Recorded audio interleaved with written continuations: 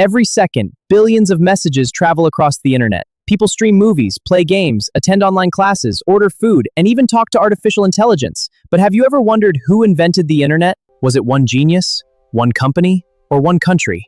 The answer is far more fascinating than most people realize. This is the story of how the internet began.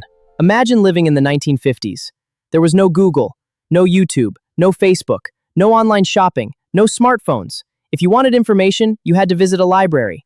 If you wanted to send a message across the country, you wrote a letter or made an expensive long-distance phone call. Computers did exist, but they were enormous machines that filled entire rooms. Even worse, they couldn't communicate with one another.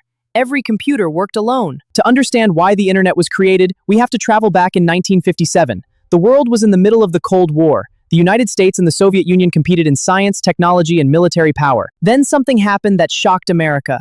The Soviet Union launched Sputnik 1, the world's first artificial satellite. Suddenly, the United States feared it was falling behind. In response, the US government created the Advanced Research Projects Agency, better known as ARPANET, in 1958. Its mission was simple: develop advanced technologies before America's rivals did. No one knew it yet, but ARPA would lay the foundation for today's internet. During the 1960s, computers became more common at universities and research laboratories. But there was a problem. Every computer was different. Each used different hardware, different software, different operating systems. If researchers wanted to use another computer, they often had to travel there physically. It was slow, expensive, and incredibly inefficient. Scientists dreamed of connecting computers together so they could share files and computing power from anywhere.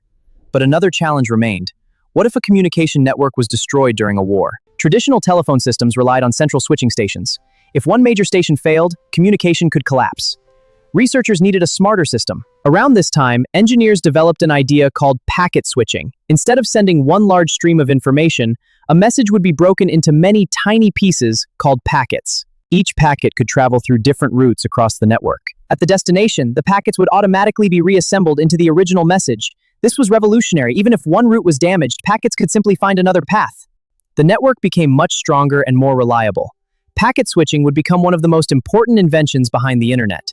It was a breakthrough that made a global, resilient network possible. In 1969, RPA launched an experimental computer network called ARPANET. The first 4 connected locations were UCLA, Stanford Research Institute, University of California, Santa Barbara, University of Utah. For the first time in history, distant computers could communicate over one network. Then came a historic moment. On October 29, 1969, a programmer at UCLA tried to send the word login to another computer. He typed L, success, O, success. Then the system crashed. The very first message ever sent across the internet was simply "low." Not hello, not login, just "allo." After fixing the problem, they successfully sent the full word.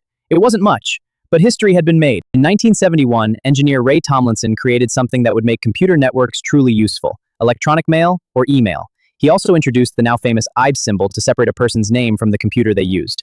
Before long, email became the most popular use of ARPANET. Researchers could now communicate almost instantly. What once took days through postal mail now took seconds. The internet was beginning to prove its value. As more computer networks appeared, another challenge emerged. Different networks couldn't easily communicate with each other. It was like people speaking different languages. 2 computer scientists, Vinton Cerf and Robert Kahn, developed a solution: a universal communication system called TCP/IP. Think of TCP/IP as the language every computer agrees to speak. It allows devices made by different companies in different countries to understand one another. On January 1st, 1983, ARPANET officially switched to TCP/IP. Many historians consider this the true birth of the modern internet. From that day forward, separate networks could connect into one giant global network: the internet. Even with the internet, using it wasn't easy. People needed technical commands just to find information. Then, in 1989, a British computer scientist named Tim Berners-Lee came up with an idea. What if documents around the world could be connected using clickable links? He created the World Wide Web. He also invented web pages, hyperlinks, the first web browser, HTML, the language websites use. This made the internet dramatically easier for ordinary people. Many people confuse the internet with the World Wide Web. They're not the same.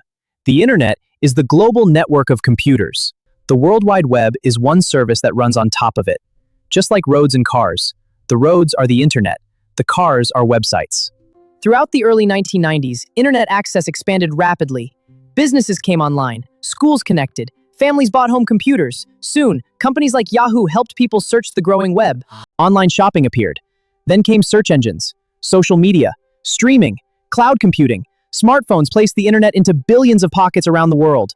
Today, more than 5 billion people use the internet. Every minute, millions of emails are sent, thousands of videos are uploaded, countless online purchases are made. Artificial intelligence answers questions. Doctors perform remote consultations. Students learn from anywhere. Businesses operate across continents. The internet has transformed nearly every part of modern life. From Cold War fears, to packet switching, to ARPANET, to email, to the World Wide Web. The internet wasn't invented in a single day or by one person. It was built over decades by thousands of engineers, scientists, and researchers working together. And it all started with one tiny message, LO, 2 letters that help connect the entire world.